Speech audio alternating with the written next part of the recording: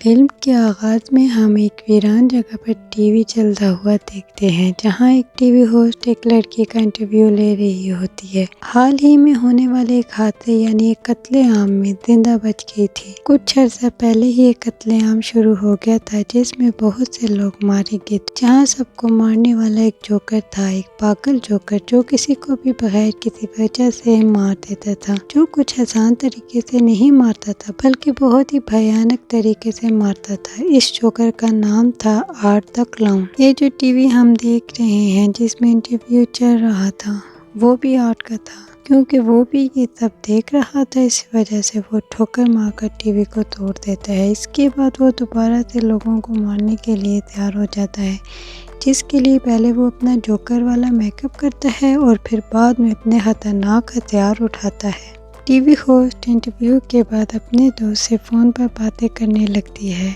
वो बता रही होती है कि जो लड़की आज आई थी वो बहुत ही बदसूरत थी। उसका ये कहना था कि तभी उसे अपने पीछे हलचल होते हुए महसूस होती है। वो चेक करने के लिए जाती है, लेकिन वहाँ पर कोई नहीं था। फिर तभी अचानक से वो इंटरव्यू वाली लड़की आती है और उस होस्ट की आंखों में उंगलियां घुसाकर उसकी आंखें फोड़ देती है। आर्ट ने जब से उस पर हमला किया था तो वो बिल्कुल पागल हो गई थी। अब हम दो लड़कियों को देखते हैं जो एक दूसरे की काफी अच्छी दोस्त होती हैं। उनमें से एक लड़की का नाम तारा होता है। ये एक पार्टी से वापस आ रही होती हैं और वो पार्टी थी हैलोवीन। तो जाहिर है आज रात है हैलोवीन की रात। हैलोवीन एक ऐसा त्योहार है जिसमें लोग अलग अलग तरह के कपड़े और मास्क लगाकर घूमते हैं और आर्ट भी हैलोवीन पर ही निकलता है। एक के बाद एक शिकार करने के लिए जब ये दोनों बातें कर रही थी तो आर्ट भी इनके पास से गुजर रहा था, जिसकी नजर इन दोनों पर पड़ जाती है। उसे देखकर तारा की दोस्त उससे मजाक करने लगती है, मगर अगले ही लम्हे वो गायब हो जाता है। अब एक पिज्जा की दुकान पर आती हैं, जहां आर्ट भी उनके पीछे आ जाता है। फिर आते ही वो तारा को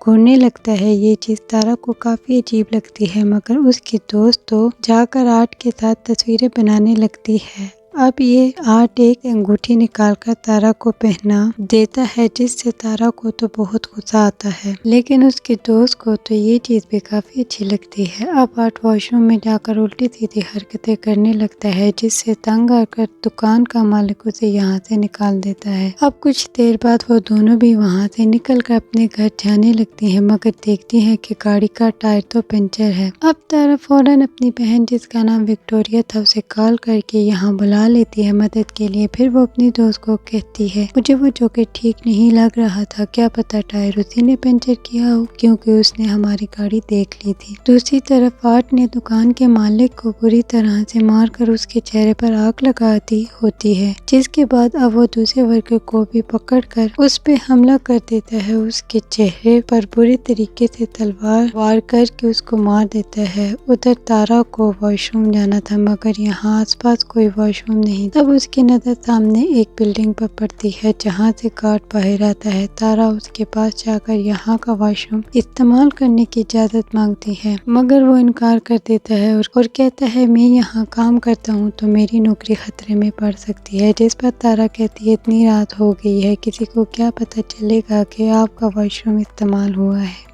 ये कहने पर गार्ड मान जाता है और उसे अंदर ले आता है और उसे वॉशरूम के बाहर छोड़कर वो चला जाता है। गाड़ी में बैठी तारा की दोस्त को खबरों से पता चलता है कि पिज्जा शॉप के मालिक और एक वर्कर की मौत हो गई है और उन्हें मारने वाला एक जोकर जैसा दिखने वाला आदमी है, जिसने अपने हाथ में एक बैग भी पकड़ा हुआ था। अब ये सुनकर वो समझ जाती है कि ये काम उसी जोकर आर्ट का है। तब ही गाड़ी में तारा आकर बैठ जाती है और जब वो उस सब के बारे में उसे बताने के लिए तारा की तरफ देखती है तो पता चलता है ये तारा नहीं है बल्कि आर्ट है। तारा जब गाड़ी की तरफ वापस आ रही थी तो उससे एक बच्ची की रोने की आवाज आती है। वो देखने जाती मगर वहाँ कोई भी नहीं था। तभी अचानक पीछे से एक औरत आ जाती है, जिसे अचानक देखकर तारा घबरा जाती है। औरत ने हाथ में एक गुड़िया पकड़ी हुई थी, जिसे वो अपनी बेटी कह रही थी। दरअसल उसका ज़हनी तवाज़ुन ठीक नहीं था, ये पागल थी। अब तारा उसे बातों में उलझा कर आगे बढ़ती है, जहाँ उसे आर्ट नजर आता है, जिसके हाथों में खून लगा हुआ है और वो खामोश खड़ा था। फिर अगले ही लम्हे वो तारा को डरा देता है तो वो यहाँ से भाग जाती है। भागते भागते वो एक गाड़ी के पीछे आकर छुप जाती है। आर्ट भी तारा को ढूंढते यहाँ आ जाता है, मगर जब वो नहीं मिलती तो वो चला जाता है। तारा को लगता है अब सब ठीक है तो वो यहाँ से निकलने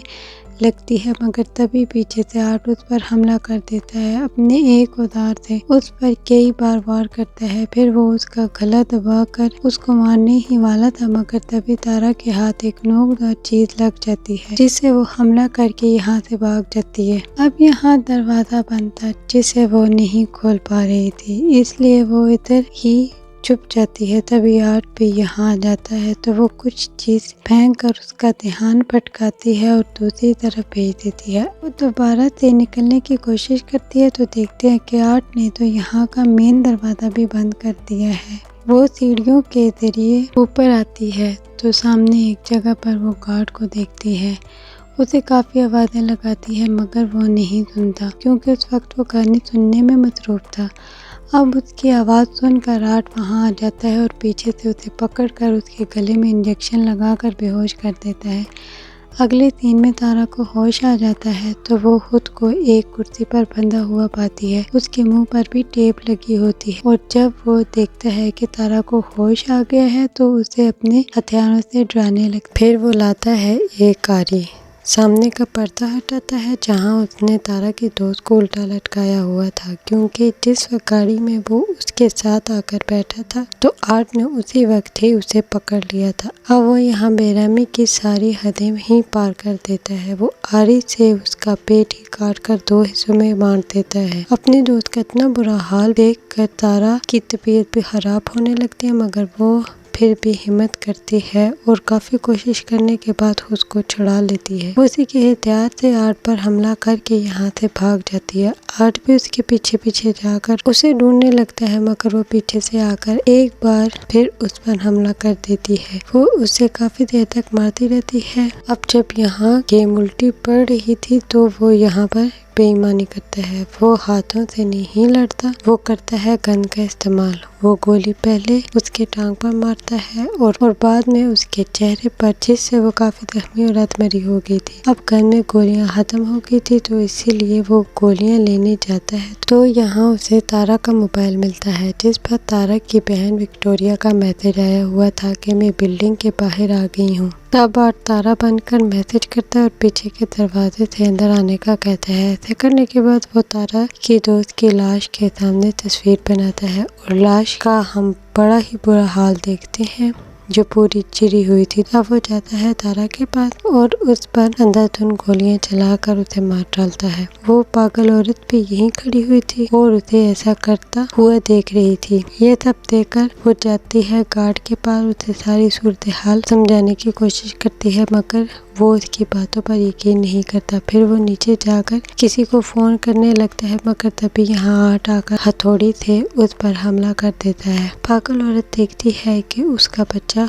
जो कि गुड़िया थी वो गायब है, मगर अगले ही पल उसे आर्ट दिखता है जिसके हाथ में वो अपने बच्चे को देखती है। वो उसके पास जाकर पूछती है, क्या तुम्हें जरा भी इंसानियत नहीं है, तुम्हें जरा भी ममता नहीं है, तुम्हें बच्चों पर भी रहम नहीं आता। ये कहकर वो आर्ट को अपने साथ लगा लेती है जैसे वो बच्चा ही हो, और वो भी बिल्कुल ऐसी एक्टिंग करता है जैसे वो सचमुच का बच्चा है। अब विक्टोरिया भी अंदर आ गई थी। वो तारा को फोन करती है तो बेल की आवाज जब अंदर से आती है तो वो चेक करने के लिए आ जाती है। अंदर आकर तो वो डर ही जाती है, क्योंकि वहाँ वो तारा के दोस्त की कटी हुई लाश देखती है। तभी उसे एक लड़की की आवाज सुनाई देती है। विक्टोरिया समझती है ये तारा है, इसलिए वो देखते जब नीचे जाती है तो वहाँ एक औरत को जमीन पर देखती है जो रेंग रही थी, क्योंकि काफी जख्मी थी। वो तारा समझकर उसके पास जाती है, मगर तभी वो उस पागल औरत को देखती है जो काफी जख्मी थी, क्योंकि आर्ट ने उसके सीने और सर को काटकर उसका बुरा हाल कर दिया था। उसकी हालत बस मरने ही वाली थी। अब यहाँ सवाल ये आता है कि पागल औरत तो इधर ही है, तो ये कौन है जो विक्टोरिया के सामने पड़ी हुई है। तभी हमें पता चलता है कि ये और कोई नहीं आर्ट है, जो उसे अपने जाल में फंसाने के लिए यहाँ औरत का फेस बनाकर लेटा हुआ। वो उस पर हमला कर देता है मगर विक्टोरिया अपनी जान बचाकर यहाँ से निकल जाती है और ऊपर जाकर एक अलमारी में छुप जाती है। तभी यहाँ आर्ट भी आ जाता है जो ये जान चुका था कि वो एक अलमारी में छुपी हुई है, मगर इससे पहले वो विक्टोरिया के साथ कुछ करता है उसे हॉर्न की आवाज आ जाती है, जिसे देखने के लिए वो यहाँ से निकल जाता है। बाहर दरअसल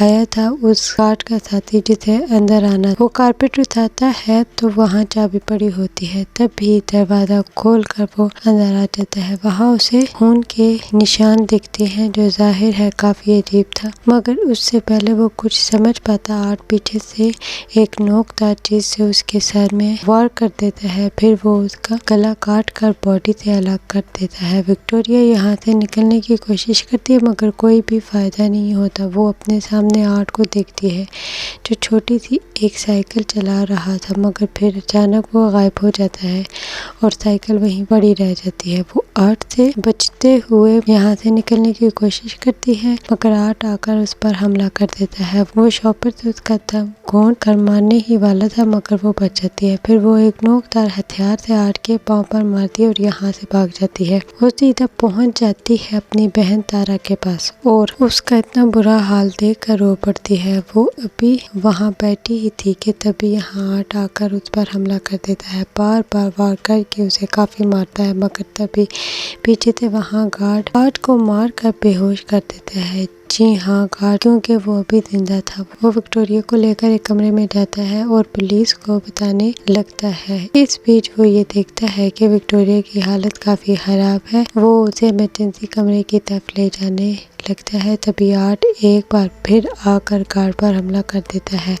वो पहले सिलेंडर से उसे मारता है और फिर अपने पाँव से उसका चेहरा ही कुचल देता है। अब घबराहट के आलम में विक्टोरिया एक लोहे के पाइप से ताला तोड़ने की कोशिश करती है जो आर्ट ने यहाँ पर लगाए थे। ताला टूट तो जाता है लेकिन उसका कोई फायदा नहीं होता क्योंकि आर्ट यहाँ भी आ जाता है और फौरन उसको पकड़कर मारने लगता है, मगर तभी विक्टोरिया उसकी आंख में एक चीज घुसाकर यहाँ से भाग जाती है। वो भागकर एक गैराज में आ जाती है मगर आर्ट यहाँ भी पहुँच जाता है, लेकिन क्योंकि यहाँ ताला लगा हुआ था इसीलिए वो अंदर नहीं आ पाता। अब इतनी ही देर में पुलिस भी यहाँ पहुँच चुकी थी, लेकिन इससे पहले विक्टोरिया पुलिस के पास जाती है। आर्ट गाड़ी से गैराज का दरवाजा तोड़कर अंदर आ जाता है। अब क्योंकि वो गाड़ी से टकरा गई थी तो इसीलिए बेहोश हो जाती है। फिर जब पुलिस यहाँ आती है लेकिन तब आर्ट विक्टोरिया का चेहरा नोच नोच कर खा रहा था। अब पुलिस आर्ट के सरेंडर होने का बोलती है मगर वो अपने ही मुंह में गंद रख कर खुद को गोली